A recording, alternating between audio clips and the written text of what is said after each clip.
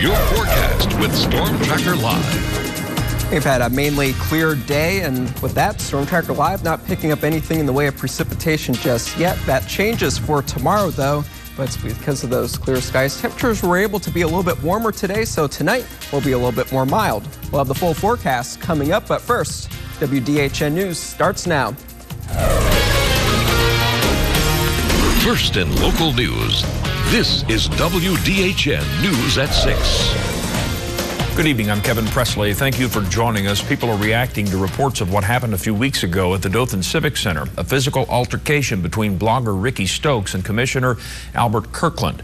Stokes, who many say is a very controversial figure, says he was pushed against a wall and choked by Kirkland after a verbal confrontation. This story first appeared here on WDHN yesterday, and the mixed reaction is pouring in. WDHN's Carolyn Brewster has been following this. She spoke to lots of people today and joins us now in the studio. Carolyn? That's right, Kevin. Many I spoke to today say they were shocked, surprised that a public figure would lose his temper and choke someone. But some say it doesn't sound like something Kirkland would ever do. They believe the act was provoked, while others are now calling for his resignation. Well, I believe he should resign. When you're in that kind of position, you're supposed to be able to maintain some kind of accord and discipline for yourself because you're in the public's view all the time. District 3 Commissioner Albert Kirkland allegedly choked web blogger Ricky Stokes, pushing him against a wall in the Dothan Civic Center arena just minutes after being sworn in as a member of the City Commission. Stokes spoke with us yesterday about the incident. A lot of people probably say Ricky Stokes deserved it a long time ago, but that doesn't give him the right, doesn't give me the right to physically, what would have happened if I had grabbed him by the neck and put him up against the wall? Let's reverse the situation. You cannot put your hands on somebody, period. We tried to talk to Kirkland yesterday, but he declined to comment. I don't want to comment on that. That's not public. Now some are defending Kirkland, while others are saying he needs to resign. From what I know of him, Albert's a fine fella. I've never seen him. Everybody gets ill once in a while, but he's always been a good fellow around me. Well, either an explanation of remorse for what he did, that it was wrong, and then turn around and resign anyway. But to just be silent about it, he's admitting his guilt. He has no remorse about it, no apologies that he felt are necessary. So he needs to go. Stokes has not filed any charges yet, but he says he won't rule them out in the future. He does have a year to file. Kevin? Carolyn, thank you. Meanwhile, a poll is up on our website. Do you think Commissioner Kirkland should resign over this incident? You can weigh in by going to dothanfirst.com. New information on last night's police shooting in Eufaula. Police have identified the suspect now. Authorities say 28-year-old Cameron Massey was pronounced dead at a local hospital a little after 5 o'clock last evening. Police say since the matter is under investigation by the ABI, which is routine, they cannot say anything else about the case. This did all stem from a traffic stop on Eufaula Avenue, and events escalated to the point police say the suspect had to be shot. A woman will spend a year in work release from stealing from the Columbia Baptist Association. Tanya Woodward was sentenced today to 46 months in prison. However, Judge Butch Benford ordered her to serve 12 months in community corrections. Woodward will serve the other 34 months on probation. Woodward pleaded guilty to embezzling more than $100,000. Investigators say the thefts occurred over a 5-year period while she was employed at the association. Woodward was immediately taken into custody. A man has been sentenced to 7 years in prison for electronically soliciting sex from a child.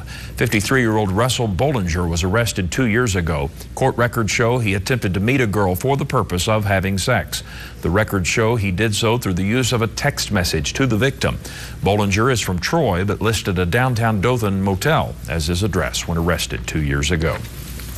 More local news now. After a rash of burglaries in the last 3 weeks, Dothan police have beefed up patrols, putting more officers on the ground.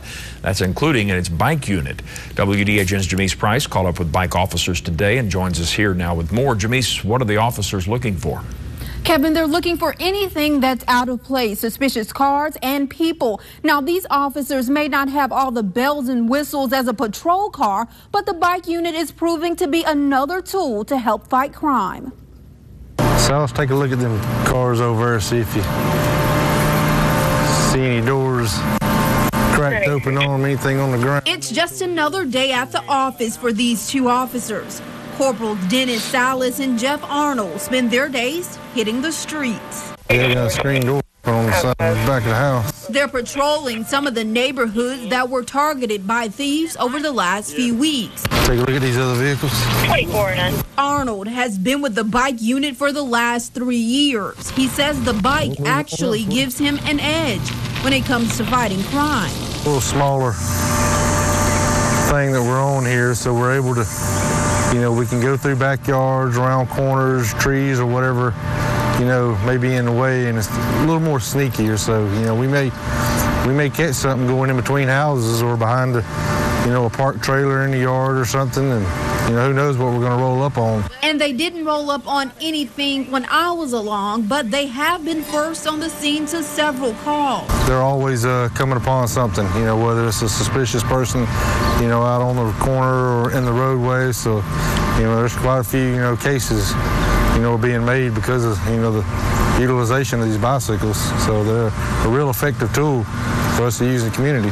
Lieutenant Todd David with the PD's traffic division says an officer on a bike is more approachable than one in a car, which has led to several tips that went on to crack some cases. It's kind of a unique situation. When people see a police officer on a bicycle, it doesn't matter if they're 8 years old or 80 years old. They like to approach us and talk, and certainly it develops leads and good information. On a bike, you're exposed to the public. There are nearly 30 officers with the bike unit, which has helped double the manpower on the streets. David says just their visibility has already been a deterrent for criminals. Now, these officers are patrolling a lot of area once Corporal Salas tracked 23 miles in a day. Kevin? Yeah, I've been seeing them around Westgate Park when I'm out on my runs. Thank you, Jamise. Keeping it local. A new retail development is in the works for Dothan. It's in the Old Mexico lot right across from the mall on Montgomery Highway. Rock Creek Station will be home to 3 new retailers. Today, the Planning Commission approved the development plans for the building. Planning Director Todd McDonald says one of the retailers will be a mattress store. The other is Men's Warehouse, a men's dress clothes retailer. The next step is approval of the construction plans. The Howell School project is moving forward. Developers want to turn the old school into a living facility for seniors. The project will include nearly 60 assisted living units. The entire area will have a campus-like feel with plans of adding cottages and bungalows around the building. Tomorrow, the community will have its chance to hear firsthand about the changes to the school at a community forum. Many people are already excited about what could come. I've been looking for something for a long time to come into the community. It will help my daycare also, which is across the street. I've been there 15 years. But also it will bring jobs to our community. Our loved ones will be able to keep our people here locally. They won't have to travel to Graceville or Panama City to visit their loved one. It'll bring jobs. The meeting will be held at Cherry Street AME Church at 7 o'clock. Turning to state headlines now, a Cherokee County woman received an unexpected item in the mail, the Army helmet her father wore during the Second World War in France. Robert Richardson explains how a man from Paris helped the family receive a piece of history. It's like having Dad back home with us. William Luther Abney Jr. died in 1997, more than 50 years after he returned home from World War II. His Army helmet returned 2 weeks ago. To know that he put it on his head and wore it,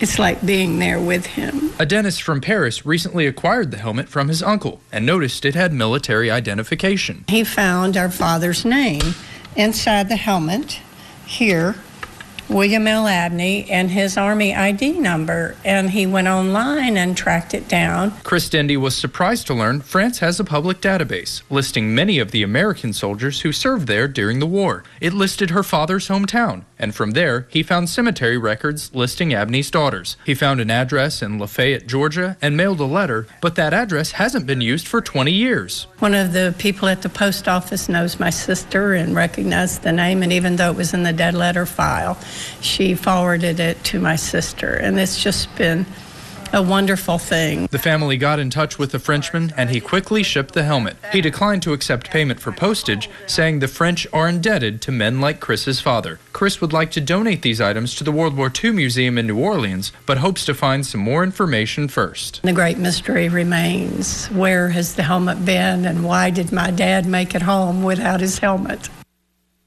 That was Robert Richardson reporting. Although Dendy says she'll never get those answers, she says it's overwhelming to simply have her father's helmet. Up ahead, it's not your typical wedding, but 10 days after being diagnosed with terminal cancer, one man was rushed by ambulance to the altar. We'll explain. The dry trend is about to end. We'll have the forecast next.